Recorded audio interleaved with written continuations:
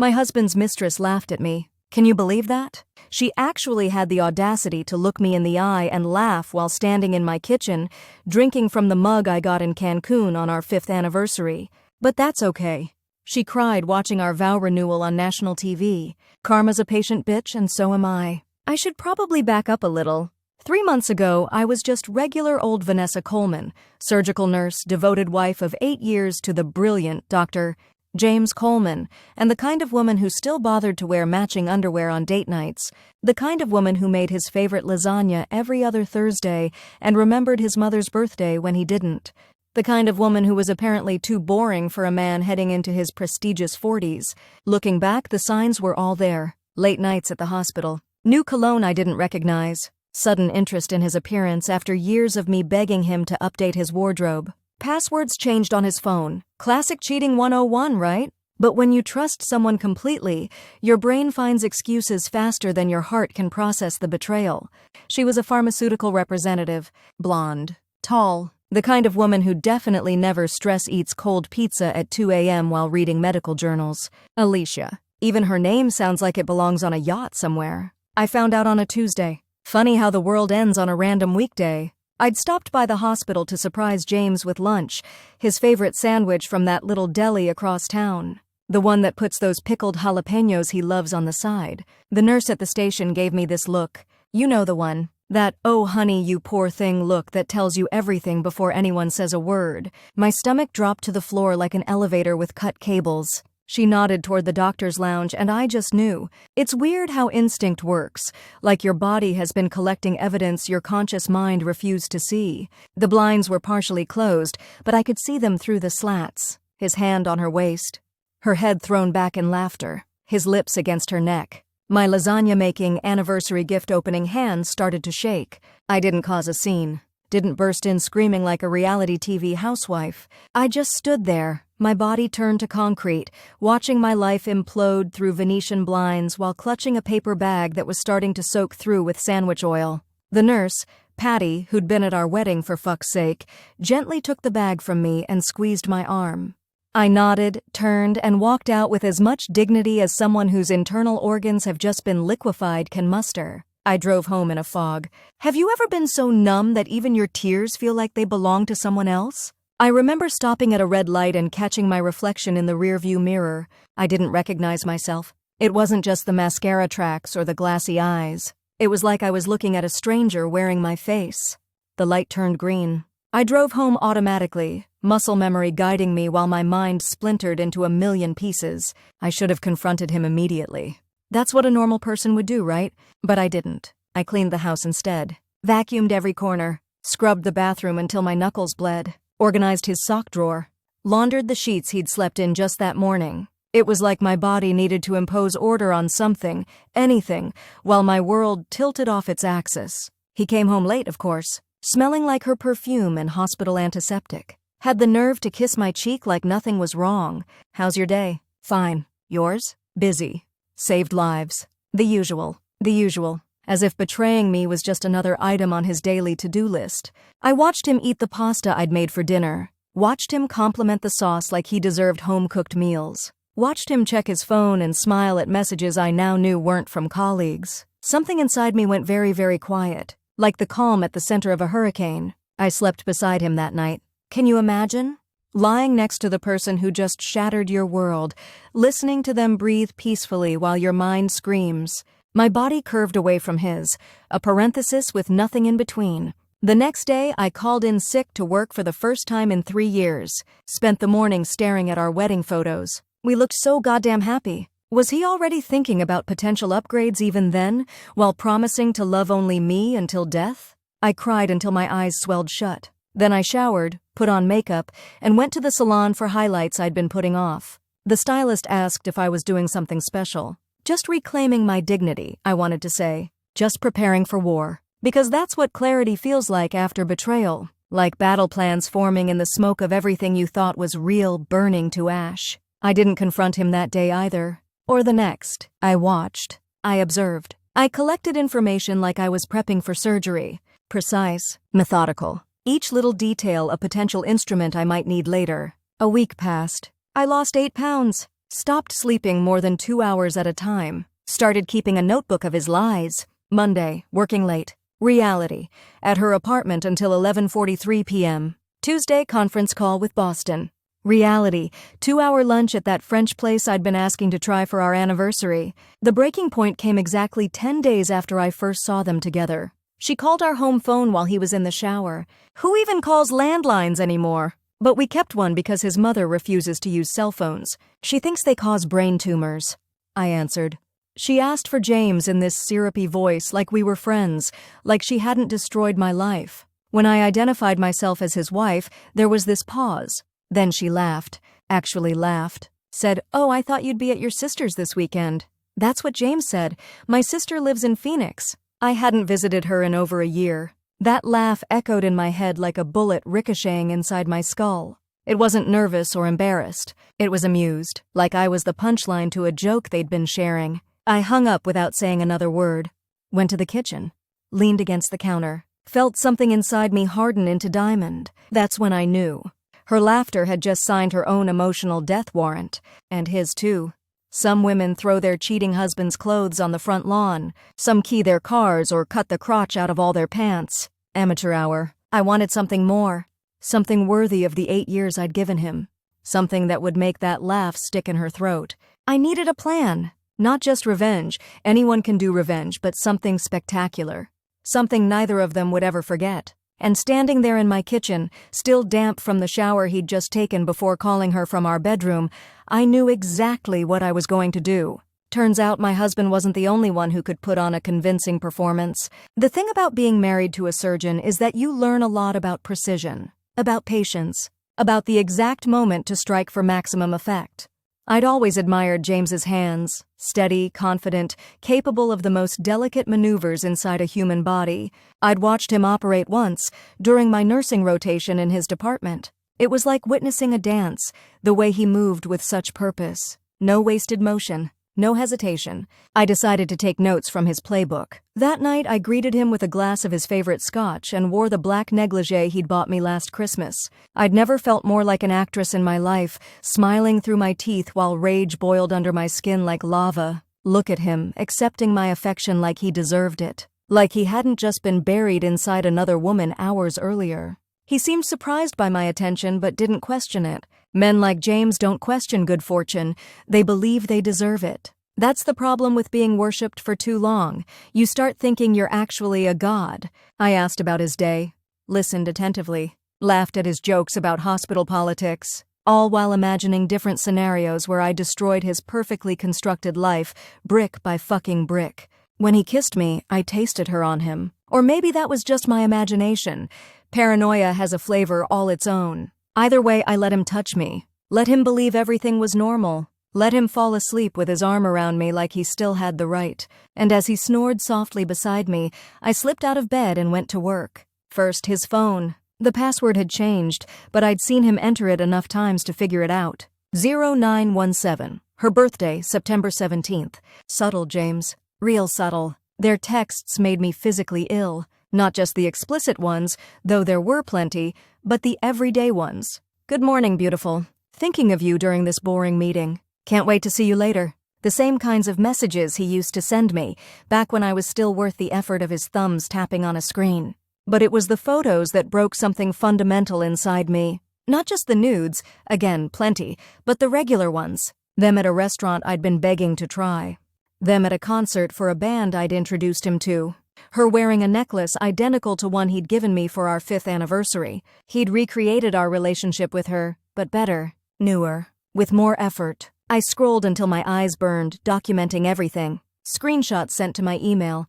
Times, dates, locations, the nuclear codes to my marriage's destruction. Around 3 a.m., I found myself standing in our bathroom, staring at my reflection again. Who was this hollow-eyed woman with steel in her gaze? I barely recognized myself, but I liked her immediately. She looked dangerous, capable. For the next week, I lived a double life. Devoted wife by night, meticulous detective by day. I took time off work claiming migraines.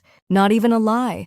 My head constantly throbbed like it was being crushed in a vice. But instead of resting, I followed them. I learned their patterns. Tuesday lunch dates at Café Margot. Thursday, late shifts that were actually evenings at her downtown apartment. Sunday morning coffee at that hipster place where they write pretentious quotes on the chalkboard. I sat 2 tables away from them once, baseball cap low over my eyes, sunglasses on, medical journal open but unread. They never noticed me. I was invisible, the perk of being someone's background furniture for nearly a decade. They were too wrapped up in each other, her hand casually resting on his thigh, his fingers playing with her hair. He never played with my hair anymore. I took photos, added them to my growing dossier of evidence.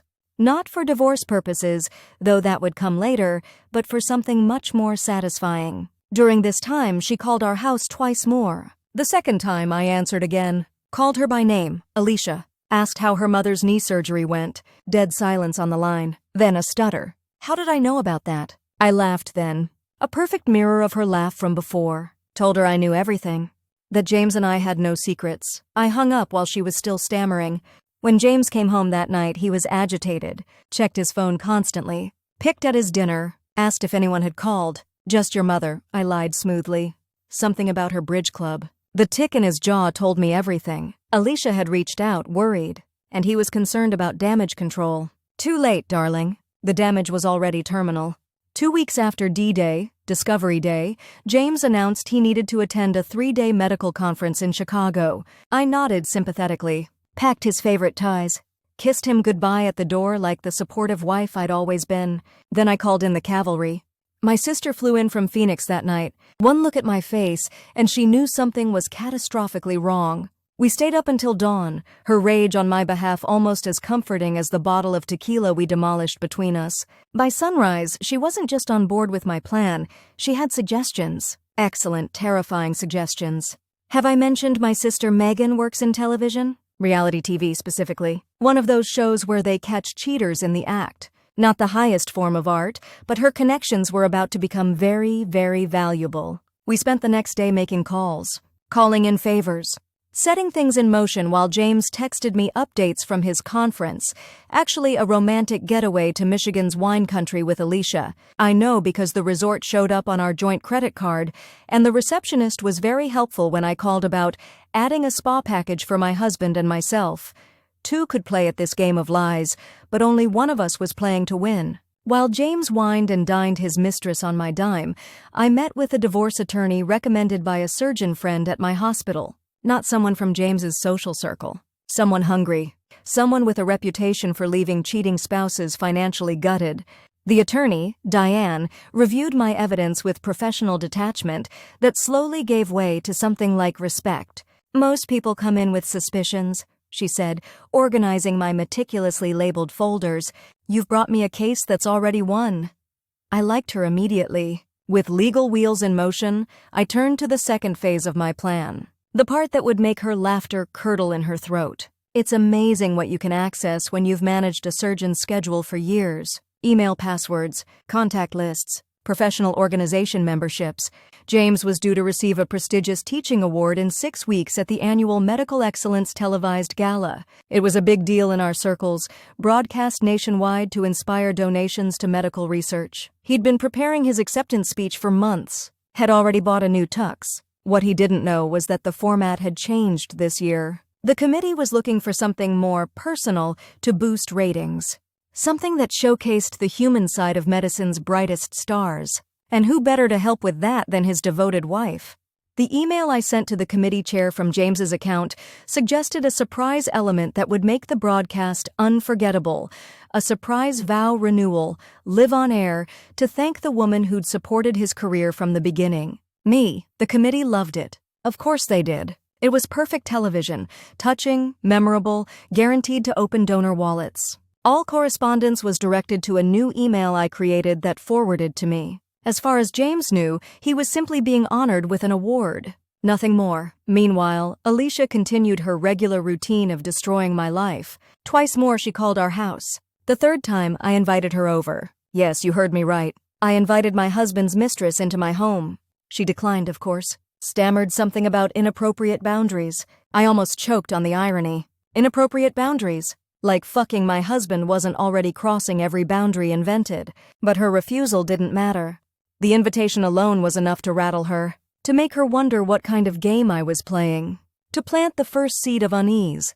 By the time James returned from his conference, sunburned and smelling of hotel shampoo, the foundation of his carefully constructed double life had already begun to crack. He just didn't know it yet. And I, perfect, patient, precision-trained wife that I was, smiled and asked about the lectures he'd attended. He lied flawlessly, details prepared and ready. I nodded in all the right places. Behind my eyes, a countdown clock had started. 6 weeks until the gala. 6 weeks until Alicia's laugh would turn to something else entirely. 6 weeks until James learned what happens when you mistake someone's kindness for weakness. I'd given this man 8 years of my life. I was about to give him one unforgettable night in return. 5 weeks before the gala, I had dinner with my mother-in-law, Patricia. James conveniently had an emergency surgery that night. We both knew he was with Alicia, but we kept up appearances, the Coleman family specialty. Patricia had always liked me, in her reserved country club way. She'd never quite understood why her brilliant son had married a nurse instead of another doctor, but she'd made peace with it over the years. What she wouldn't make peace with, I knew, was infidelity. Patricia Coleman had weathered her own husband's affairs with gritted teeth and tennis lessons until his fatal heart attack on his 28-year-old secretary's sofa. "How are things, dear?" she asked, cutting her salmon into precise squares. "James has been so busy lately. We hardly see him at family dinners anymore." I took a long sip of wine. "Actually, Patricia, I've been meaning to talk to you about something special. It's a surprise for James." Her eyes lit up. Patricia lived for family events she could coordinate and gossip about later. "The Medical Excellence Awards Committee reached out," I continued. "They want to do something special this year when James receives his award." By the time dessert arrived, Patricia was fully enlisted in Operation Humiliation. She thought we were planning a touching tribute to her son. In reality, she was helping dig his grave.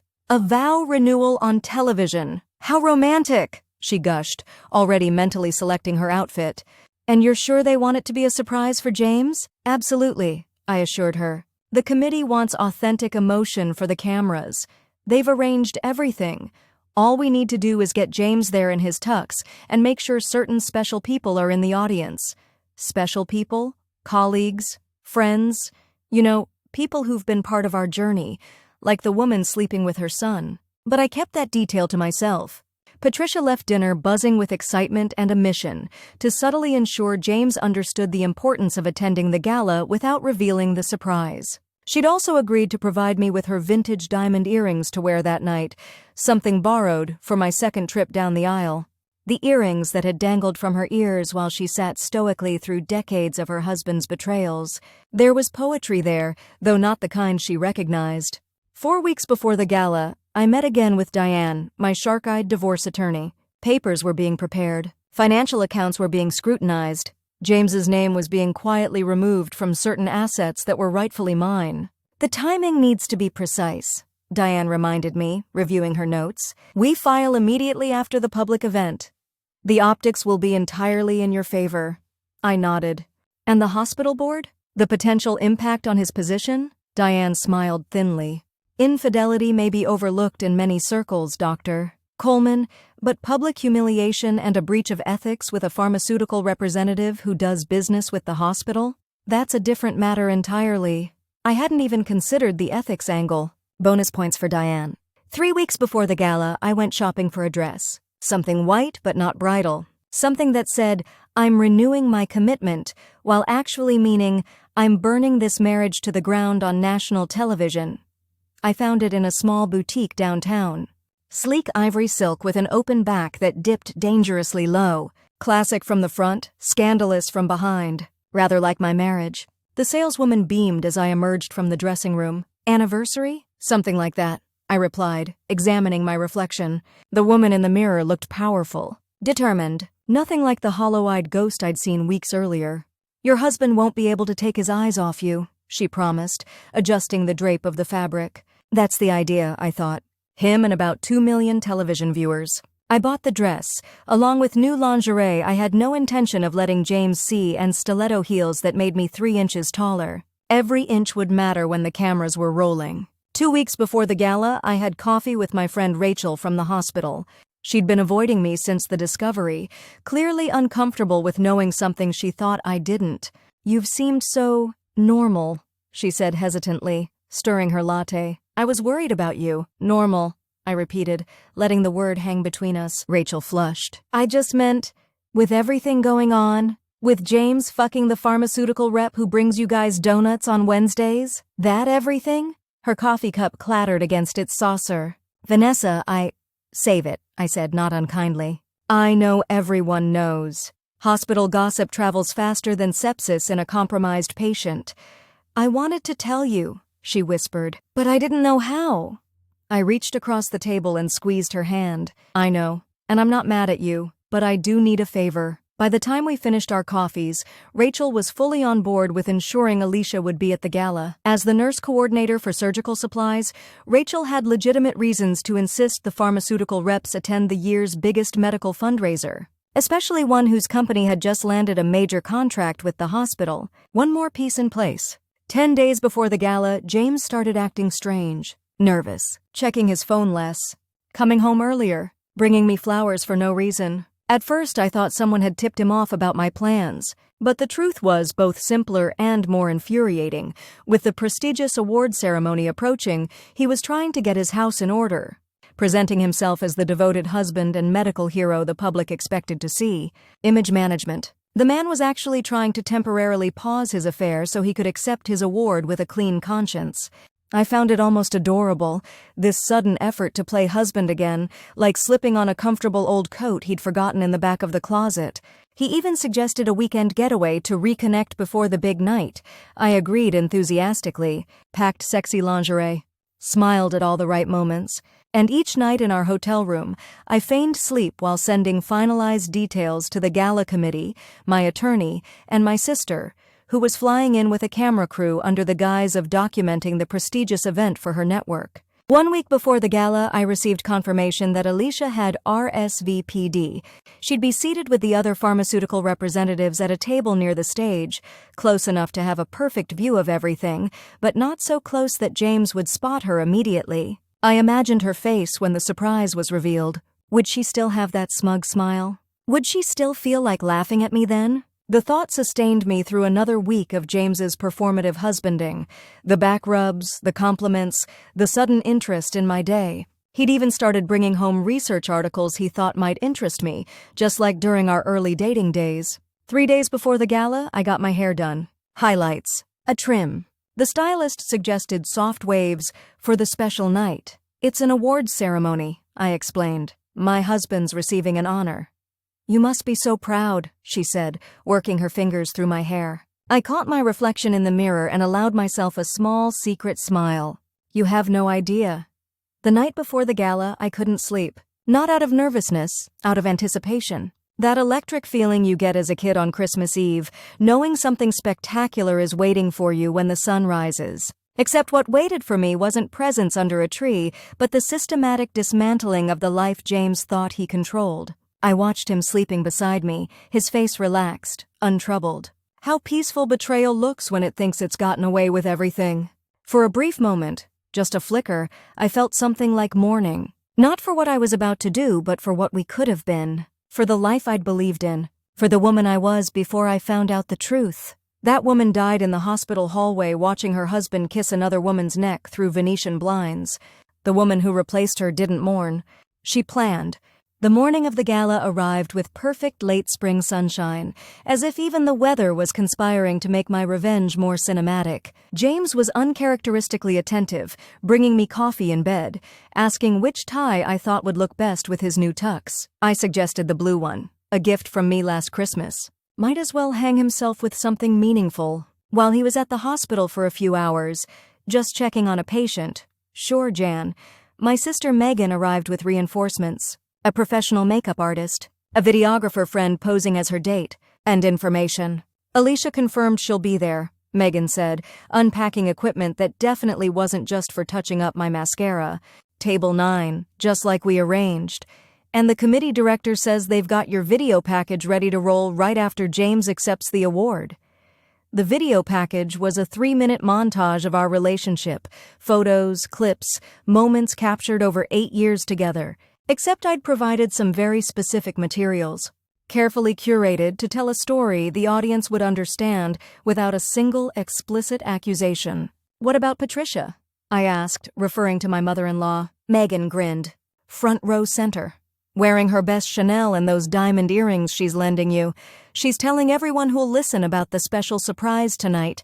By 5 p.m., I was transformed. My hair fell in soft waves down my back. My makeup was flawless, sophisticated but camera-ready. The ivory dress hugged every curve I'd reclaimed during weeks of rage-fueled gym sessions. Patricia's diamond earrings caught the light each time I turned my head. James actually stopped mid-sentence when he saw me emerge from the bedroom. Jesus, Vanessa, he breathed. You look incredible. For once, his admiration seemed genuine. I smiled and straightened his tie, the blue one I'd suggested. Perfect. Big night, I said, running my palm down his lapel. Are you nervous? A little, he admitted. It's a big honor. I just want to make sure my speech hits the right notes. Oh, there would be notes hit tonight, all right. Just not the ones he was rehearsing. The drive to the hotel ballroom was surreal.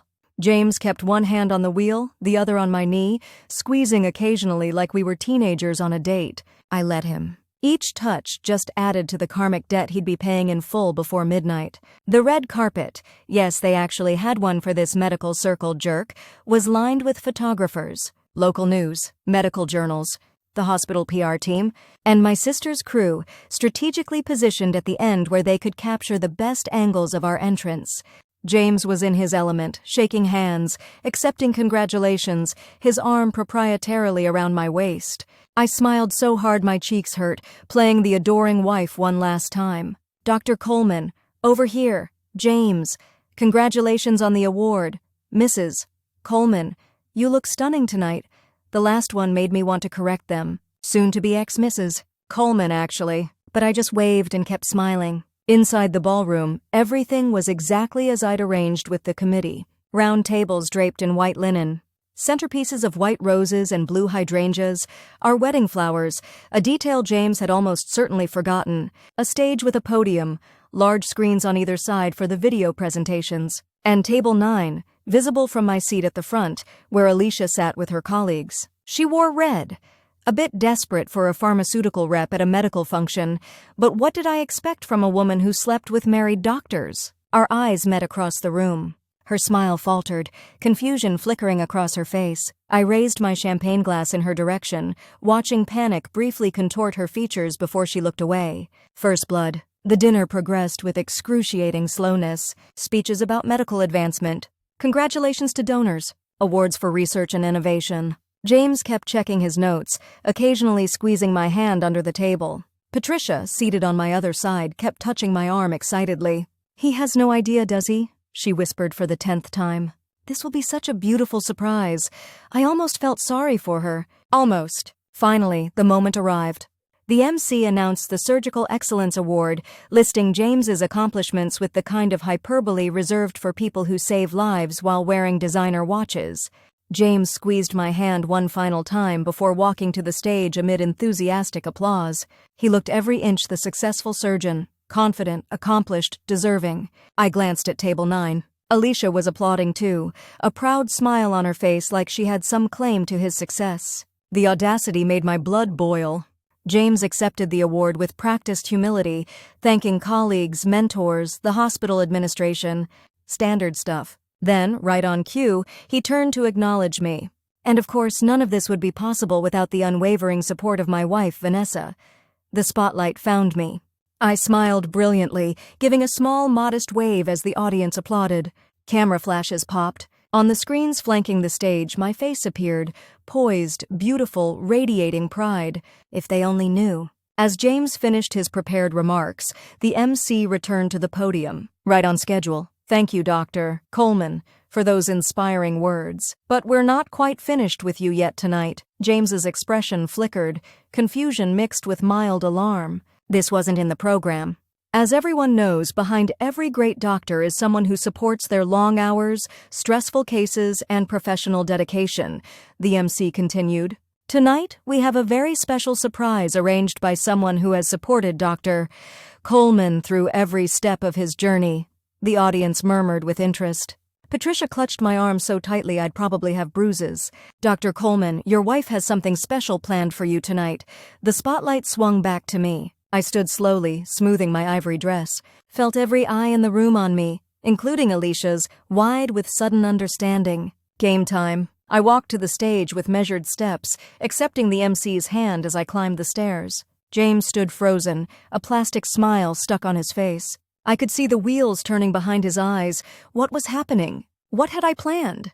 "James," I said, my voice amplified by the microphone, carrying to every corner of the ballroom and to the television audience beyond. 8 years ago, I made vows to you that I've honored every day since. His smile strained at the edges. Sweat beaded at his temples. Tonight, in front of our colleagues, friends, family, and viewers at home, I thought we might renew those sacred promises to each other. The audience broke into applause and appreciative murmurs. So romantic. So unexpected, so perfect for television. I turned fully toward James, taking both his hands in mine. His were cold and damp. Mine were steady as a surgeon's. "But before we do that," I continued, my voice honeyed with false sweetness, "I thought everyone might enjoy seeing a little video tribute I've put together. About our journey together." I nodded to the technician at the back. The lights dimmed. The screens flickered to life. And James Coleman's carefully constructed world began to crumble, one perfectly selected image at a time. The video began innocently enough. Our wedding photos, vacation snapshots, holiday celebrations. The audience awed at all the right moments as 8 years of marriage flickered by in soft focus montage. James relaxed slightly beside me, his death grip on my hand easing. Poor thing thought this was actually a loving tribute. Then the tone shifted subtly. The music changed from romantic to something more contemplative as the timeline of images continued. Me, alone at charity functions, screenshots of text messages, "Sorry, working late again. Don't wait up." Me, cooking elaborate dinners for one. I glanced at James. His jaw was clenched so tight I could practically hear his expensive dental work cracking. The images continued. A calendar showing missed anniversaries. A shot of me in a hospital bed after my appendectomy, alone, pale, with an empty chair beside me. A text from James, "Surgery running long. Caroline will check on you." Caroline, his surgical nurse who'd actually stayed with me for hours because she knew exactly where James really was. The audience's mood was shifting, confused murmurs replacing the earlier sighs of appreciation. This wasn't the romantic tribute they'd expected. Then came the coup de grâce. A series of time-stamped photos. James entering Alicia's apartment building at night. James and Alicia at restaurants with his hand on her thigh. Credit card statements showing hotel charges in Michigan wine country during his medical conference in Chicago. A receipt for a necklace identical to my anniversary gift, dated 1 day later. And finally, the hospital security footage I'd obtained through Rachel, James and Alicia in the doctor's lounge, his hands places they absolutely shouldn't be while at work. Each image lingered just long enough for recognition to settle in before moving to the next damning piece of evidence. The ballroom had gone completely silent except for Patricia's audible gasp beside me. From the corner of my eye, I saw her hand fly to her mouth, those borrowed diamond earrings catching the light with the violent shake of her head. Table 9 was a tableau of frozen horror. Alicia looked like she might actually vomit on her bread plate, her face drained of all color except for 2 hectic spots of red on her cheeks. Her colleagues were studiously looking anywhere but at her, creating physical distance even while seated at the same table. As for James, he had gone absolutely rigid beside me, a statue carved from humiliation and rage. The award in his hand trembled slightly. The video concluded with a final split screen, our wedding photo on one side, and a shot of him kissing Alicia on the other. Then text appeared, "Marriage vows should be renewed only when they haven't been broken." The screens went black. The lights came up. For 3 heartbeats, the entire ballroom remained in stunned silence. I turned to the microphone. "I'd like to thank the Medical Excellence Awards Committee for this platform tonight. While I won't be renewing my vows, I will be renewing myself, without a husband who can't honor his commitments, either at home or at the hospital." I smiled directly into the main camera, the one broadcasting to 2 million households across the country. "Integrity matters in medicine and in marriage. Thank you." Then all hell broke loose. James lunged for the microphone, but I was already walking away, my ivory dress catching the stage lights as I descended the stairs with practiced grace. Behind me, I heard him sputtering, trying to salvage something from the unsalvageable. There's been a misunderstanding. Vanessa has been unwell." The MC, bless his heart, had already cut James's mic, following the contingency plan I'd worked out with the committee director. After all, the prestigious Medical Excellence Awards couldn't allow their broadcast to devolve into a public domestic dispute. Bad for donations. Patricia intercepted me at the bottom of the stairs, her face a mask of conflicting emotions: shock, rage, and underneath it all, a terrible understanding. "You planned this," she hissed, reaching for my ear. "Give me back my earrings. You've humiliated our entire family." I removed the diamonds with steady hands, dropping them into her palm. "No, Patricia. James humiliated your family. I just made sure everyone knew about it." I continued walking, aware of every eye in the room tracking my progress. My sister Megan appeared at my side, camera crew in tow, forming a protective bubble around me as we moved toward the exit. Behind us, chaos reigned. I heard Alicia's voice rise in a shrill, panicked tone. "James, wait! I can explain," followed by what sounded like a chair overturning. Hospital board members huddled in urgent conference. Phones had emerged everywhere, fingers tapping frantically as the professional fallout began in real time. The pharmaceutical company executives at Table 9 were already distancing themselves from Alicia, their body language screaming damage control. All exactly as I had anticipated. Outside in the hotel lobby, my attorney Diane waited with a car service. Her timing, like everything else tonight, was impeccable. "It went well?" she asked, though the commotion echoing from the ballroom answered her question. "Perfectly," I replied, sliding into the waiting sedan. "File everything tomorrow, just as we discussed. And the footage? My sister's handling the raw video. Every network morning show will have clips by dawn." I leaned back against the leather seat. "How long until he's served?" "Given the publicity, we can expedite. He'll have papers in hand by noon tomorrow." Diane's smile was all sharp edges. "The hospital board will have received their own documentation packet by 9 a.m. As we pulled away from the hotel, I finally allowed myself to exhale fully. The adrenaline that had carried me through the evening began to ebb, leaving behind something unexpected. Not satisfaction or vindication, but a curious lightness. Like I'd set down a crushing weight I hadn't realized I'd been carrying. My phone vibrated with incoming messages. James, of course, alternating between rage and desperate pleas. "Delete." Patricia, horrified and defensive. "Delete." But also Rachel from the hospital. "Holy shit, Vanessa. Holy shit." And my other friends, colleagues, even nurses I'd worked with over the years, watched it live. "You're a goddamn queen. He had it coming." I silenced the phone and watched the city lights blur past the window. Tomorrow would bring its own chaos. Legal meetings, maybe press inquiries, certainly hospital gossip. But tonight, in this quiet car moving steadily away from the wreckage I'd engineered, I felt something I hadn't experienced in months. Peace. My husband's mistress had laughed at me once, thinking I was just another clueless wife too stupid to see what was happening right under my nose. She wasn't laughing anymore, and that was worth every meticulous moment of planning. I spent the night at Megan's hotel, sleeping better than I had in months. No James breathing beside me, no lies contaminating the air. Just clean sheets, dreamless sleep, and the certainty that I'd taken back control of my narrative. Morning brought the media storm I'd expected. My phone had 78 missed calls and over 200 text messages. The Medical Excellence Awards Gala had transformed overnight from a forgettable industry circle jerk into viral content. Clips were everywhere, the stunned audience, James's frozen face, my calm exit. Vows Revoked was trending. "You broke the internet," Megan announced, tossing her phone onto the hotel bed where I sat cross-legged in borrowed pajamas. 3 morning shows want interviews. 2 women's magazines. Even that true crime podcast that covers revenge stories. "No interviews," I said, buttering a piece of room service toast. "The video speaks for itself." "Fair enough." She poured more coffee. "What's next on the revenge agenda?" I smiled. "Now? I heal. The rest will happen on its own." And it did. The divorce proceedings moved with unprecedented speed, thanks to Diane's shark-like efficiency and the mountain of evidence I'd compiled. James's attorney made a half-hearted attempt at claiming temporary insanity on his part, a medical professional under stress, a momentary lapse in judgment.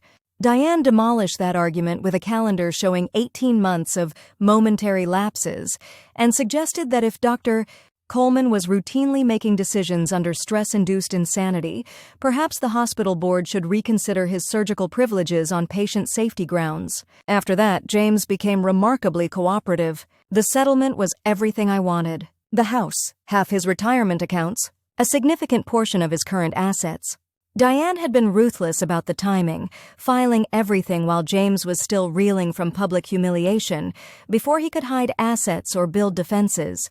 "He's lucky we're not asking for more," she noted during our final review meeting.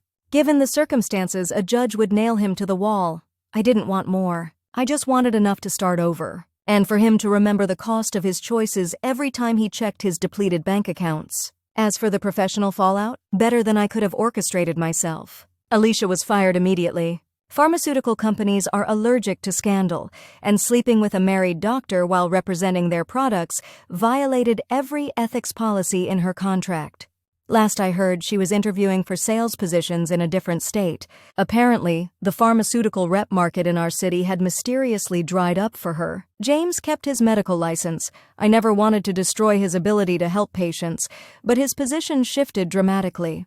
The hospital board, concerned about potential sexual harassment claims and ethics violations, removed him from his prestigious department head role and teaching responsibilities. He remained a surgeon, but under supervision, his reputation permanently tarnished. His colleagues treated him differently too. Not outright hostility, but the subtle cooling that happens when respect evaporates. Fewer invitations to speak at conferences, fewer consult requests, the whispers that followed him down hospital corridors. Patricia, surprisingly, became an unexpected ally. After her initial shock wore off, maternal loyalty gave way to the familiar anger of a woman who had endured similar betrayals. "I watched his father do the same thing for 30 years, she told me over lunch, 3 months after the gala. "I thought James was different. Better. We both did," I said, clinking my glass against hers. She stayed in my life, even as her son faded from it, united by our shared experience of loving and losing the same unworthy man. As for me, the first few months were harder than I'd anticipated. Revenge satisfied something primal in me, but it didn't heal the wound of betrayal. That required time, therapy, reconnection with the woman I'd been before James, and discovery of the woman I could become after him. I left the hospital. Too many memories haunting those corridors. Found a position at a women's health clinic instead. Bought a new condo with large windows and no space for ghosts. Adopted a rescue dog who needed love as much as I did. 6 months after the gala, I received an unexpected package. A thumb drive and a note. "Thought you might want this. You're a legend. Rachel." The drive contained full footage from the gala night. Not just my planned revenge, but the chaotic aftermath I'd missed during my dignified exit. James desperately trying to salvage his reputation while the room emptied around him. Alicia in tears, mascara tracking down her face as colleagues physically distanced themselves.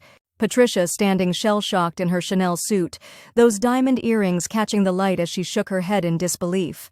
I watched it once, expecting vindication or satisfaction. Instead, I felt something unexpected. Pity, not regret.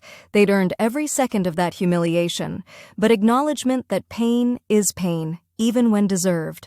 I deleted the file and tucked the drive into a drawer. Maybe someday I'd want it, but not now. 1 year to the day after the gala, I received a text from an unknown number.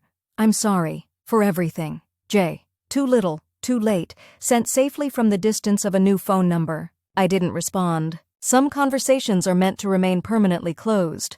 That same evening, I met friends for dinner, my reclaimed circle of women who had rallied around me during the worst days. We drank too much wine and laughed until our sides hurt. When the waiter brought dessert, Rachel raised her glass. "To Vanessa," she said, "who taught us all how to end a marriage with style." "And how to begin again," I added, lifting my own glass. Later that night, walking home along quiet streets, I passed a bridal shop window. White dresses gleamed under spotlights, promises of perfect days and lifelong commitments. I paused, studying my reflection overlaid against the display. I looked nothing like the woman who had stood trembling in the hospital hallway a year ago, watching her life implode through Venetian blinds. This woman had clear eyes, steady hands, a future entirely her own. My phone buzzed with a text from a man I'd met recently, a literature professor with kind eyes and no interest in the medical world. Just checking in. No pressure. No rush. I smiled and typed back a response. I'd heard laughter at its cruelest, Alicia's dismissive amusement when she thought I was just another clueless wife. I'd seen tears at their most satisfying, her mascara-streaked face as she watched our marriage's public funeral on national television. But neither the laugh nor the tears defined me anymore. What remained was the woman who had survived them both, and she was just getting started. 2 years after the gala, I found myself in the waiting area of a beachfront restaurant, wearing a sundress and feeling strangely nervous. Through the window, I could see turquoise waves crashing against pristine sand. A perfect California day, the kind that makes you believe in fresh starts and second chances. I'd moved to San Diego 6 months earlier, accepting a position as nursing director at a progressive women's hospital. New city, new career trajectory, new life. The hostess approached with a smile. "Your table is ready, Ms. Hayes." Hayes, my maiden name, reclaimed along with everything else. I followed her through the restaurant to a secluded patio table with an ocean view. And there he was, James, looking simultaneously familiar and foreign. Older, grayer, less certain in his posture. Yes, I'd agreed to meet my ex-husband for lunch. Voluntary contact with the man I'd publicly eviscerated. Life takes unexpected turns. His eyes widened slightly as I approached. Surprise? Appreciation? Concern that I might have another video presentation prepared? Hard to tell. "Vanessa," he said, standing awkwardly. "You look happy," I finished for him, taking my seat. "I am." He nodded, sitting back down. "Thank you for agreeing to this." I ordered a glass of Sauvignon Blanc before answering. Curiosity got the better of me. "It's not every day your ex-husband flies 2,000 miles for lunch." The server delivered my wine and took our orders. Salmon for him, fish tacos for me. The mundane exchange felt surreal after everything that had happened between us. "So," I said when we were alone again, "what brings you to my coast, James?" He looked down at his water glass, turning it slowly. "I'm interviewing for a position at UC San Diego Medical. Surgical researcher, no patient contact." A humorless laugh. "My clinical reputation isn't what it used to be." I heard. Word traveled in medical circles, even across state lines. After the gala, James had managed to hold on to a scaled-back surgical position for about a year before voluntarily transitioning to research. "Hospitals hate scandal more than they love talent. You don't seem particularly broken up about it," he observed. I sipped my wine. "Should I be?" "Fair enough." He hesitated. "I didn't come here to make you feel bad, Vanessa. Actually, the opposite." Our food arrived, creating a momentary buffer. I squeezed lime over my tacos, giving him space to continue. "I've been in therapy," he said finally. "A lot of therapy. Turns out there are some significant issues I never addressed. Fear of inadequacy, childhood stuff with my father, addiction to validation." "Are you saying your dick fell into your pharmaceutical rep because of daddy issues?" He flinched but didn't get defensive. "Growth, I supposed." "I'm saying I destroyed the best thing in my life because I was broken in ways I didn't understand and refused to examine." He met my eyes directly. "I'm saying I'm sorry, Vanessa. Genuinely sorry. Not just for the affair, but for taking you for granted, for betraying your trust, for making you feel like you weren't enough when the truth was that I wasn't enough." I studied him, searching for the familiar signs of manipulation, the practiced sincerity, the subtle blame-shifting. They weren't there. Or maybe I just couldn't see them anymore. "Why now?" I asked. "It's been 2 years. Because I'm finally at a place where I can apologize without expecting anything in return." He pushed his plate away, barely touched. "I'm not asking for forgiveness or reconciliation. I just needed you to know that what you did, as public and humiliating as it was, forced me to face myself. It was the wake-up call I needed. So I did you a favor," I said dryly. How convenient. He actually laughed at that, a genuine sound I hadn't heard in years. Still sharp as ever. "No, you destroyed me, Vanessa. Professionally, socially, emotionally. And I deserved every bit of it." I took another bite of my taco, considering his words. There was something almost disappointing about his acceptance.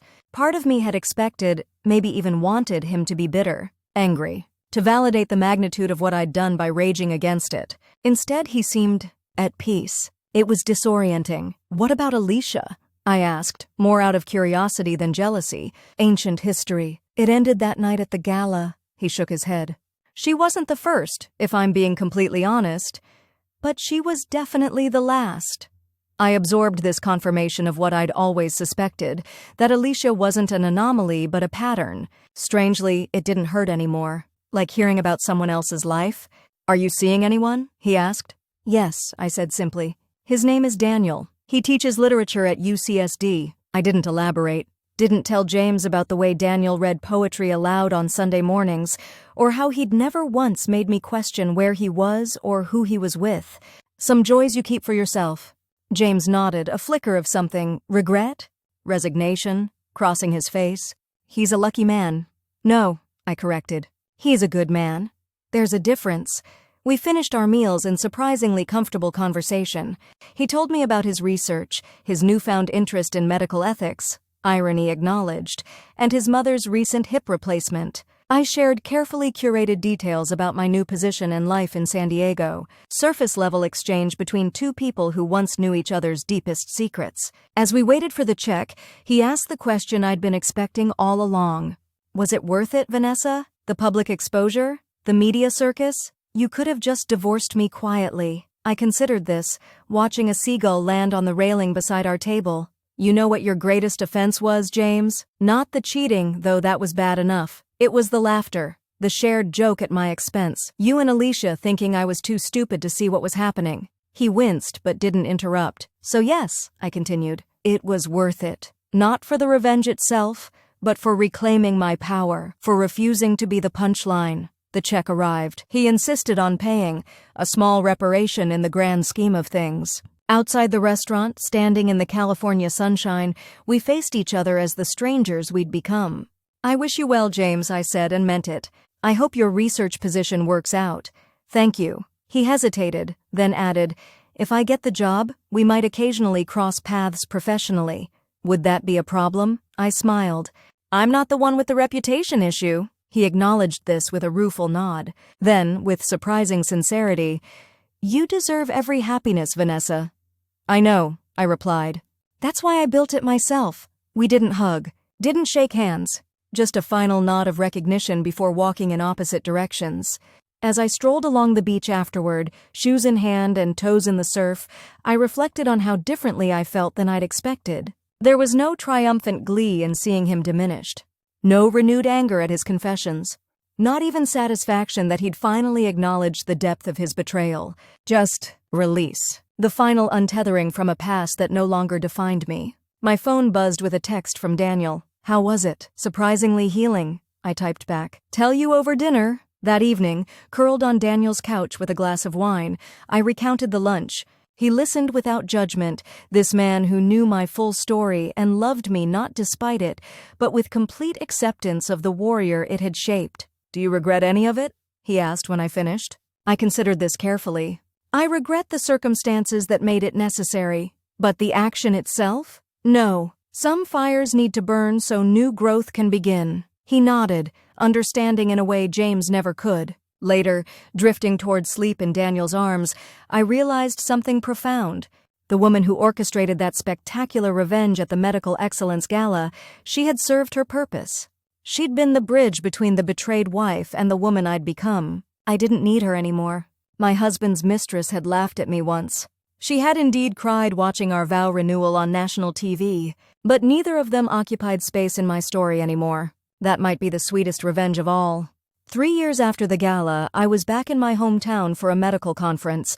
Ironically, the same one where I'd first met James 13 years earlier. Full circle doesn't begin to describe it. I'd flown in alone. Daniel had offered to come, but this felt like something I needed to do solo. A pilgrimage of sorts to the scorched earth where my old life had burned down and the new one had begun. The conference hotel buzzed with medical professionals, doctors, nurses, administrators all wearing the same lanyards and making the same small talk. I caught a few people staring as I collected my credential badge. Not everyone remembered the viral vow renewal debacle from 3 years ago, but enough did to create an occasional ripple when I entered a room. I didn't mind. Once you've orchestrated your own personal nuclear option, you stop fearing radiation. In the convention center lobby, I literally bumped into Patricia, my former mother-in-law, while looking down at the conference schedule. "Vanessa!" she exclaimed, genuine warmth in her voice. She embraced me without hesitation. "You look wonderful." She did too, more relaxed than I remembered. The perpetual tightness around her mouth softened. We made plans for dinner that evening, and I found myself actually looking forward to it. Over wine and pasta, Patricia updated me on family matters, including news of James. He'd gotten the San Diego research position, but stayed only 18 months before accepting a fellowship in London. Running away, she said with surprising candor. It's what Coleman men do when they can't face their mistakes. I nodded, feeling nothing but mild interest, like hearing about a character from a book I'd read long ago. And what about you? I asked. You seem different, happier. Patricia smiled, a mischievous glint in her eye I'd never seen before. I'm seeing someone. A widower from my tennis club. She leaned forward conspiratorially. He's younger. I laughed with genuine delight. Patricia Coleman, you cougar? Life's too short to worry about what people think, she said, suddenly serious. You taught me that, Vanessa. Watching you stand up for yourself that night, it changed something in me too. The idea that my revenge had somehow liberated my former mother-in-law was not something I'd ever anticipated. But there she was, radiant at 67, dating a younger man and wearing a blouse with a neckline that would have scandalized the old Patricia. To unexpected outcomes, I said, raising my glass. And to walking away from bullshit, she added, clinking hers against mine. The next morning, nursing a slight wine headache, I entered the main conference hall for the keynote address. I was settling into my seat when I heard a voice I instantly recognized. Is this seat taken? Alicia, 3 years older and unmistakably nervous, gesturing at the empty chair beside me. My first instinct was to say yes, it's taken. To create distance between myself and this woman who had once been the catalyst for my life's implosion. But curiosity won out. It's all yours, I said, moving my bag. She sat rigidly, her eyes fixed forward. I could practically feel anxiety radiating off her like heat. I thought you left pharmaceutical sales, I said finally, because the tension was becoming ridiculous. She jumped slightly at my voice. I did. I'm in medical device training now. A pause. In Minneapolis. That's quite a climate change from here. Yes, well, she fidgeted with her lanyard. Sometimes you need a complete reset. Don't I know it, I thought.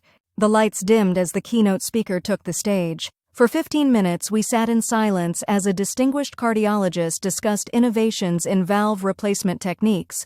Then, unexpectedly, Alicia leaned toward me.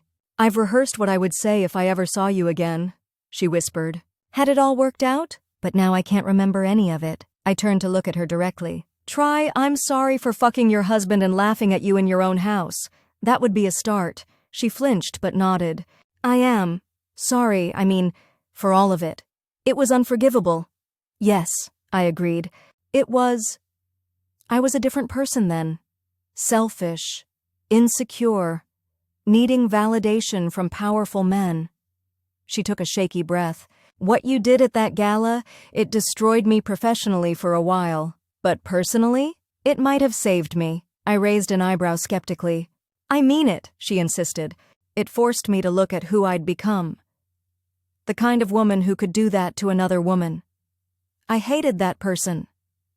I studied her face, looking for the manipulation, the performance. I didn't see it. What I saw was genuine remorse, and something else I recognized intimately. The face of someone who'd had to rebuild from ashes. Are you happy now? I asked, surprising myself with the question. A small smile touched her lips. Getting there. I'm married. He's an accountant, completely boring and utterly faithful. Sounds perfect, I said, and meant it. What about you? She asked hesitantly. I'm engaged. To a literature professor who reads me Pablo Neruda in bed and has never made me question his whereabouts for even a second. Her eyes softened. You deserve that. Yes, I agreed. I do? The keynote ended and people began shuffling toward the exits. Alicia and I stood awkwardly in the aisle.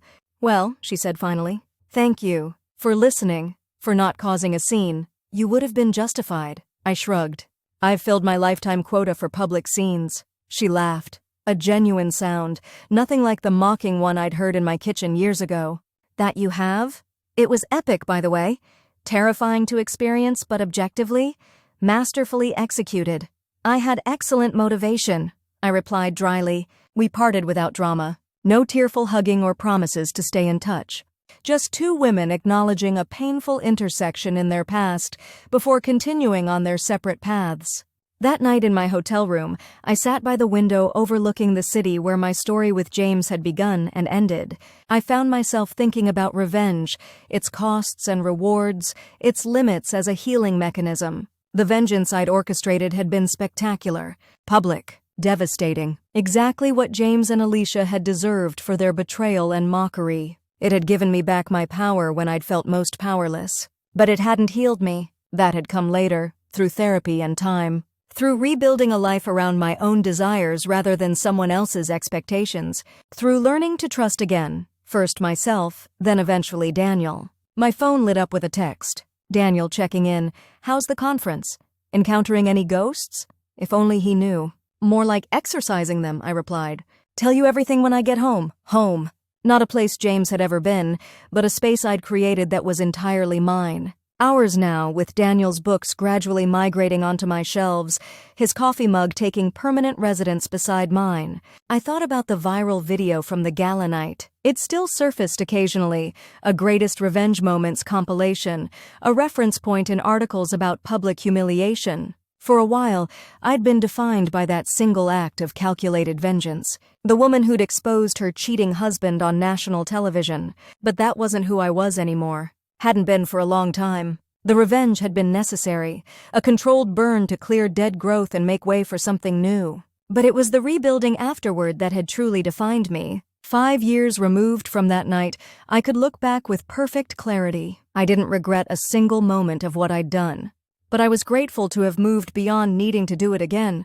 My last morning at the conference, I gave my presentation on trauma-informed care protocols to a packed room. Afterward, several younger nurses approached for mentorship advice. None of them mentioned the gala incident. They knew me for my work, not my revenge. That, perhaps, was the truest victory. On the flight home, I flipped through a magazine and stopped at an advice column. A woman wrote about discovering her husband's affair, asking what she should do. The columnist advised calm communication, couples therapy, taking the high road. I smiled to myself. Sometimes the high road is overrated. Sometimes you need to burn the whole thing down to find what's really fireproof inside yourself. As the plane began its descent toward San Diego, I caught sight of the Pacific stretched out below like a blue promise. 3,000 miles of ocean separated me from London and whatever life James was living there. I hoped he'd found some peace, some growth. Not for his sake, but because I no longer needed him to suffer to validate my own happiness. Daniel waited at the arrivals gate, tall and solid and real. As I walked toward him, his face lit with that particular joy that still amazed me, the look of someone genuinely happy to see me return. "Welcome home," he said, enfolding me in an embrace that felt like safety. "It's good to be back," I replied, meaning it in every possible way. Later that evening, as we walked along the beach with our dog racing ahead through the surf, Daniel asked about the conference. Did it feel strange, being back where everything started? I considered this, watching the sun sink toward the horizon. It felt like visiting a museum exhibit about someone else's life. Recognizable but distant. He nodded, understanding as always. No regrets about how it all went down? I stopped walking, turning to face the ocean. The last light caught the diamond on my left hand, sending prisms dancing across the sand.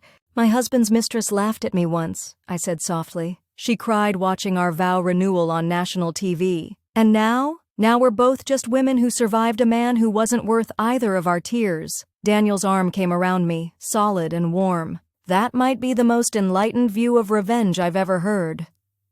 I leaned into him, watching the first stars appear above the darkening water. It wasn't about making them pay in the end. It was about refusing to let them write my story. And that's the thing about revenge. The best kind doesn't leave you bitter or trapped in the past. The best kind sets you free to become someone new, someone stronger, clearer, more authentically yourself than you ever could have been without the breaking and rebuilding. Someone who can stand on a beach 3,000 miles from where it all began, with a good man's arm around your shoulders and the absolute certainty that you are exactly where you're meant to be. Someone who can finally say, with perfect honesty, "Thank you for laughing, Alicia. I wouldn't be here without it."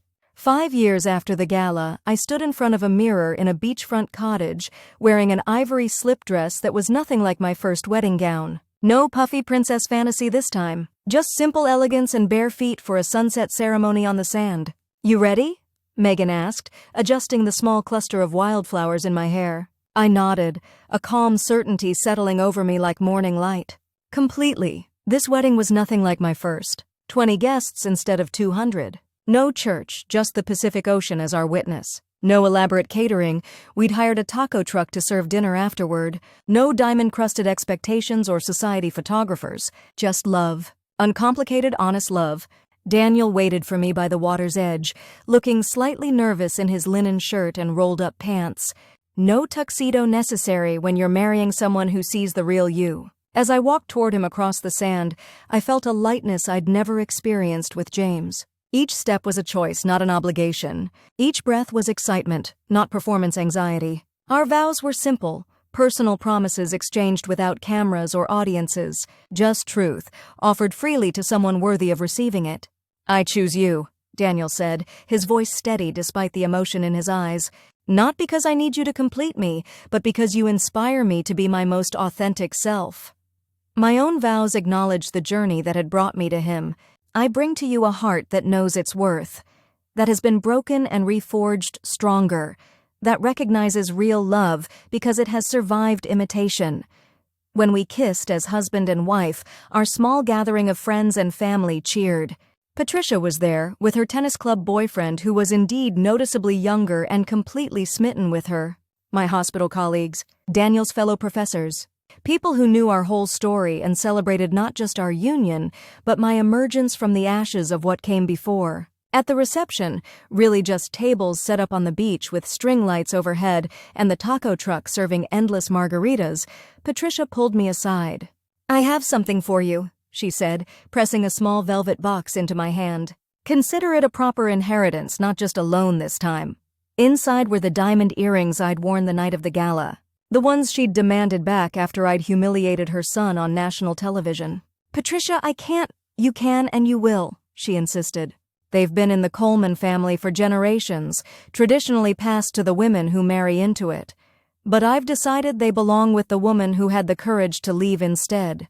I hugged her then, this unexpected ally who had transcended family loyalty to support the truth. "Besides," she added with a wink, "James never should have put you in a position where you needed to wear them for that particular occasion in the first place." Later, as Daniel and I danced barefoot in the sand under the stars, my phone buzzed in the pocket of my dress. Yes, I had pockets in my wedding dress because I'd learned to prioritize practicality alongside beauty. I ignored it until the dance ended, then checked while Daniel went to get us fresh drinks. A text from Rachel at my old hospital. "Thought you should know. James is back in town. Took the chief of surgery position at University Medical, bringing his new wife with him." I stared at the message, waiting for some emotional response. Anger? Jealousy? Vindictive glee that he'd found someone else to disappoint? Nothing came. Just mild curiosity, like hearing about a character in a book I'd read long ago and mostly forgotten. I typed back, "Thanks for letting me know. Hope he's learned how to be a better husband." Then I silenced my phone and slipped it back into my pocket, just as Daniel returned with 2 glasses of champagne. "Everything okay?" he asked, noticing something in my expression. "James is back in town," I said, taking my glass. "With a new wife." Daniel studied my face. "And how do you feel about that?" I considered the question honestly. "Nothing, really. Like hearing an update about an old acquaintance." He nodded, relief flickering briefly across his features. We'd built our relationship on radical honesty, no space for the lies and evasions that had poisoned my first marriage. "I used to imagine this moment," I admitted. "During the worst days after finding out about him and Alicia, I'd fantasize about being blissfully happy with someone else while he had to watch from afar, eating his heart out with regret." "And now?" Daniel asked. I looked around at our perfect little wedding, the friends laughing by the taco truck, the waves crashing gently nearby, the simple gold band on my finger that carried no baggage, only promise. Now I realized the best revenge wasn't the public humiliation, or even finding happiness without him, I said. It was reaching a place where I genuinely don't care about his existence one way or the other. Daniel smiled, understanding perfectly as always. "To indifference," he said, raising his glass. "The true opposite of love." "To indifference," I agreed, clinking my glass against his. The following week I saw them. It was inevitable in a city where medical professionals tend to circulate in the same spheres. James and his new wife, a pediatric surgeon according to Rachel's gossip network, entering the same restaurant where Daniel and I were celebrating our return from a brief honeymoon. They were seated across the room, not noticing us immediately. I observed them without emotion. She seemed intelligent, confident. He seemed the same, physically, but something was different. Less arrogance in his posture, perhaps. Less entitlement in the way he occupied space. Eventually, he looked up and saw me. Our eyes met across the crowded restaurant, a flash of recognition, surprise. Then something like respectful acknowledgement. I nodded once, politely, then turned my attention back to my husband. Daniel raised an eyebrow. The ex? With wife number 2, I confirmed. Poor woman. You don't know that, Daniel said mildly. People can change. True. I took a bite of my dinner. Though I prefer not to have been the test model for his personal growth journey, Daniel laughed, and the sound washed away any lingering awareness of James's presence. We finished our meal without giving him another thought, declining dessert to go home early instead. As we left, I passed their table without slowing. No dramatic confrontation, no meaningful glances. Just two people who once shared everything and now shared nothing, moving in different orbits. Outside, in the warm evening air, Daniel took my hand. Proud of you, he said simply. For what? Not causing a scene? For being genuinely free of it all. Some people carry their past hurts like badges. You've set yours down completely. Walking to our car, I reflected on his words. He was right. Somewhere along the way, without conscious effort, I'd laid down the weight of betrayal and revenge alike. The spectacular, viral humiliation I'd orchestrated had served its purpose, not just punishing James and Alicia, but releasing me from feeling like their victim. Once my identity had been partially defined by what had been done to me, and then by what I'd done in return. Now, it was shaped entirely by what I was creating. A career helping others, a marriage built on mutual respect, a life designed around my own values rather than others' expectations. 7 years after discovering my husband's betrayal, 5 years after executing the most satisfying public revenge the medical community had ever witnessed, I had reached the ultimate victory, complete indifference toward the people who had once held the power to destroy me. In the years that followed, I occasionally heard updates about James and his second wife. They had children. His research was published in prestigious journals. Once, we even ended up at the same medical conference, nodding politely as we passed in hallways like distant colleagues who had never shared a bed or broken each other's hearts. Alicia eventually returned to our city too, working for a different medical technology company. We crossed paths at a charity gala once. She looked nervous until I smiled genuinely and asked about her family. The conversation was brief, pleasant, unimportant. Life continued its forward momentum. Daniel and I bought a house overlooking the ocean. I published research on trauma-informed nursing practices that changed protocols in hospitals nationwide. We considered children, decided against it, and got a second dog instead. We built a life that had nothing to do with the wreckage I'd climbed out of and everything to do with the future we were choosing together. On the 10th anniversary of what Daniel playfully called the gala incident, we opened a bottle of champagne on our deck and watched the sunset. 10 years, I mused. It feels like another lifetime. In many ways, it was, Daniel said, refilling our glasses. The you from before and the you now, they're connected but distinct. I considered this, watching pelicans dive into the waves below. The woman who orchestrated that revenge, I needed to be her. She saved me. But I'm glad I don't need to be her anymore. Daniel nodded. Though I must admit, I'm a little terrified of ever genuinely pissing you off. I laughed, leaning into his shoulder. Don't cheat on me and publicly humiliate me and we should be fine. Noted, he said, kissing the top of my head. As darkness settled over the ocean, I thought about the journey from that hospital hallway, where I'd first seen James with Alicia, to this peaceful deck where I sat with a man who had never given me reason to doubt his love. The pain had been necessary. The rage had been justified. The revenge had been spectacular. But the peace afterward? That was the true victory. So here's the truth, the full circle of this story. My husband's mistress laughed at me once, thinking I was too blind to see what was happening right in front of me. She cried watching our vow renewal on national television when my carefully orchestrated revenge exposed their betrayal for the world to see. But today? Today, neither of us is laughing or crying over James Coleman.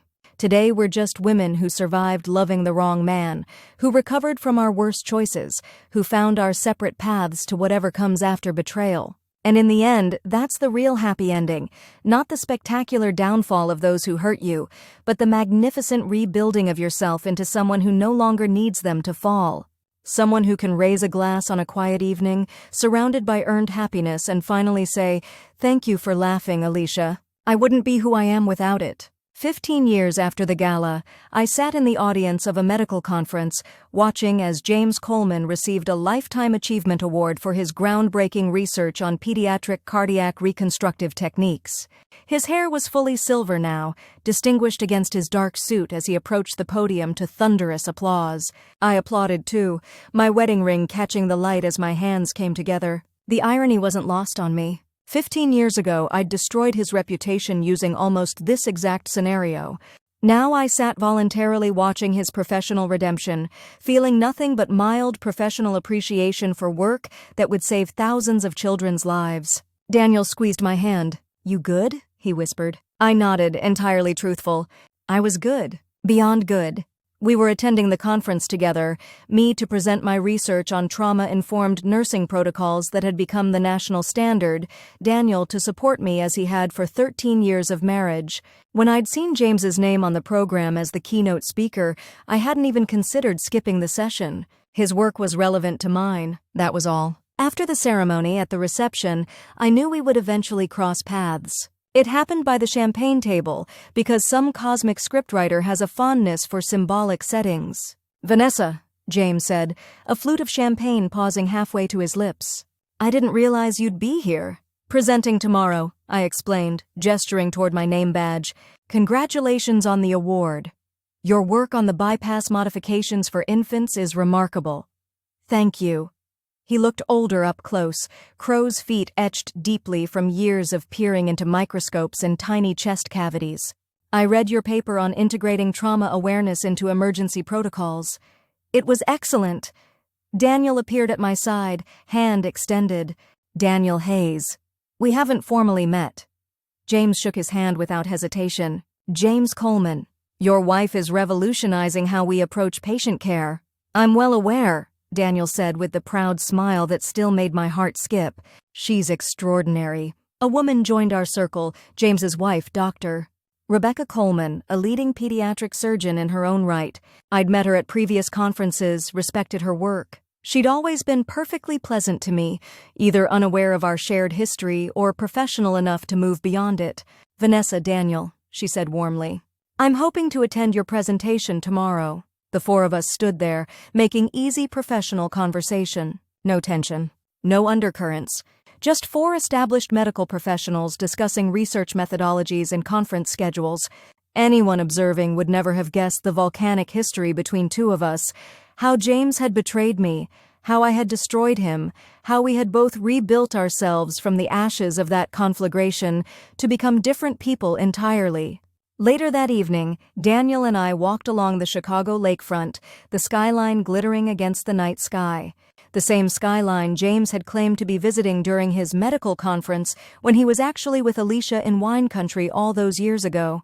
"That was surprisingly normal," Daniel observed, talking with James and Rebecca.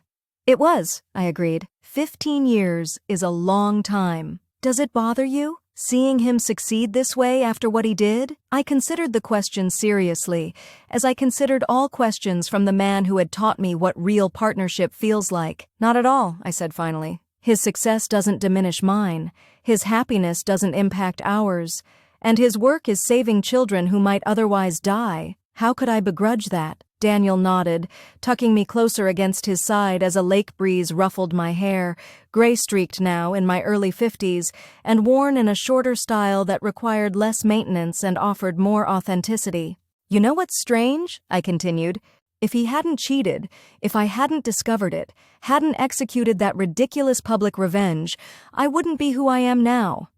"The revenge was far from ridiculous," Daniel countered. "It was magnificent. Legendary. People still reference it in hushed tones at medical gatherings." I laughed. "It was certainly effective, but I mean it. Without that complete demolition of my old life, I wouldn't have rebuilt this one. Wouldn't have found my voice in research. Wouldn't have moved to San Diego. Wouldn't have met you. Daniel stopped walking, turning to face me fully. Are you actually grateful to James and Alicia? Because that's some next-level emotional evolution right there. Not grateful exactly, I clarified. I'd never thank them for the betrayal itself. But I'm at peace with the role they played in my journey. They were catalysts for change I needed but wouldn't have chosen. We continued walking, comfortable silence between us, as we each processed the evening's unexpected normalcy. The next morning before my presentation, I was reviewing my notes in the hotel coffee shop when someone approached my table. Dr. Hayes, may I join you for a moment? Alicia, 15 years older, elegantly dressed in a professional suit, her former brashness tempered into confident maturity. I hadn't seen her in years, though I knew she'd continued in medical device sales, eventually becoming a vice president at one of the major companies. Of course, I said, gesturing to the empty chair across from me. She sat, hands wrapped around her coffee cup. I saw you in the audience yesterday during James's award ceremony. His work deserves recognition, I said simply. She studied me, searching for sarcasm or hidden meaning. Finding none, she relaxed slightly. I've rehearsed this conversation in my head for 15 years, she admitted. Ever since that night at the gala. That seems like a long time to carry around an imaginary dialogue, I observed. It is. She took a breath. I just need to say it once, properly. I am deeply sorry for the pain I caused you. For the disrespect. For laughing that day on the phone. It was unforgivable. I considered her words, feeling nothing but calm detachment. Why now, Alicia? After all this time? Because seeing you yesterday, how genuinely at peace you seem, made me realize I'm the one still carrying it. Still defining myself partly by that horrible chapter.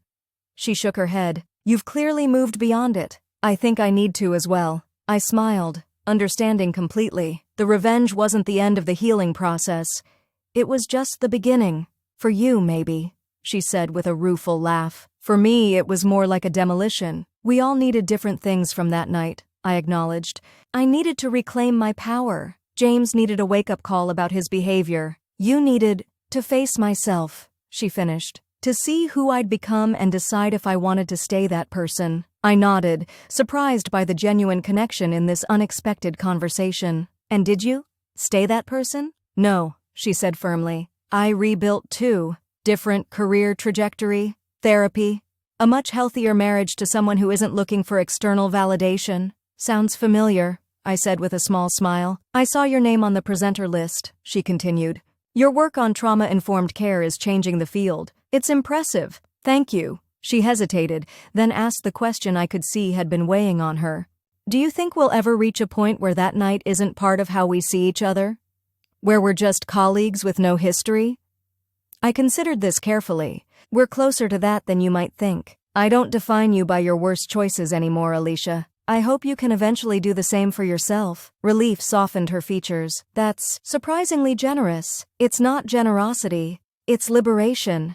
Holding grudges is exhausting. She laughed, a genuine sound nothing like the mocking one I'd heard in my kitchen a lifetime ago. That it is. We finished our coffees, talking easily about industry changes and professional challenges. As she stood to leave, she offered one last thought. For what it's worth, I think things worked out as they should. You and Daniel, James and Rebecca, even me and my boring, faithful accountant, she smiled. Sometimes the worst moments lead us exactly where we need to go. I watched her walk away, this woman who had once been the catalyst for my life's complete reinvention. In another universe, we might have been friends. In this one, we were something more complicated but equally valuable, witnesses to each other's transformation. 2 hours later, I delivered my presentation to a packed auditorium. As I spoke about the importance of recognizing trauma responses in clinical settings, I caught glimpses of familiar faces in the audience. Daniel in the front row, supportive as always. Rebecca Coleman taking detailed notes. James listening attentively from the middle section. And Alicia in the back, nodding along to my key points. Each of them had played a role in my story. Each had contributed, knowingly or not, to the woman standing confidently at the podium, sharing research that would change how medicine approached vulnerable patients.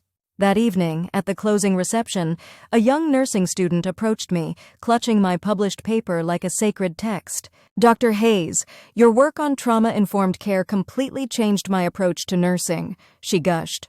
"What inspired you to focus on this area?" I could have given her the professional answer: statistics on improved patient outcomes, clinical observations, research gaps I'd identified. Instead, I offered her the truth. "Personal experience," I said. "I learned firsthand how trauma reshapes us, how healing requires acknowledging the wound before you can move beyond it." Her eyes widened. "Was it difficult? The research process?" "The research was the easy part," I told her. "The living through it was harder. But everything valuable comes with a cost." She thanked me earnestly and moved on, unaware of the layers beneath my response. Across the room, I caught James watching this exchange. He raised his glass slightly in a gesture that acknowledged our shared history without letting it define our present. I returned the gesture, feeling nothing but peace. 20 years ago, my husband's mistress had laughed at me, mocking what she perceived as my blindness to betrayal. 15 years ago, she had cried watching our vow renewal on national television as my meticulously planned revenge exposed their affair to the world. Today we were just people. Flawed, evolved, complex people who had survived our worst choices and found different paths to redemption. That night, back in our hotel room, Daniel asked if I wanted to join colleagues for a late dinner. "I think I'd rather stay in," I said, kicking off my heels and sinking onto the bed. Today felt like closing a circle that's been open for decades. He nodded, understanding as always. "You were magnificent up there. Complete command of the room." It felt right. I agreed. Like everything, even the painful parts, led exactly where they were supposed to. Daniel stretched out beside me, taking my hand. "Any regrets? Now that you've seen the complete arc of it all?" I thought about this carefully. Did I regret discovering James's betrayal? The public revenge? The years of rebuilding that followed? "Not regrets exactly," I said finally. "More like appreciation for how each piece was necessary. The betrayal taught me my worth. The revenge taught me my power. The aftermath taught me who I really am beyond both victim and avenger." Daniel smiled. "And who is that exactly?" I turned to face him, this man who had loved me not despite my broken places, but because of how beautifully I'd rebuilt them. "Someone who learned that the best revenge isn't public humiliation or even personal success," I said. "It's the freedom to write your own story without letting the people who hurt you hold the pen." He kissed me then, 20 years of accumulated tenderness in the gesture. Later, as Daniel slept beside me, I stood by the hotel window looking out at the Chicago skyline. The same city where I'd once been a young nurse falling for a promising surgeon. Where I'd begun a journey I could never have anticipated. My phone lit up with a text from my sister. "Just checking in. How was seeing the ex? Drama-free?" I smiled, typing back, "Completely drama-free. We're all just people now."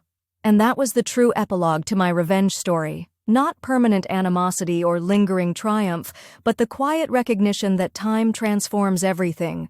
Pain into wisdom, rage into clarity, enemies into fellow travelers. My husband's mistress had laughed at me once. She had indeed cried watching our vow renewal on national TV. But today, we both smiled at the knowledge that life had carried us exactly where we needed to be. No laughter, no tears, just peace. And that was victory enough.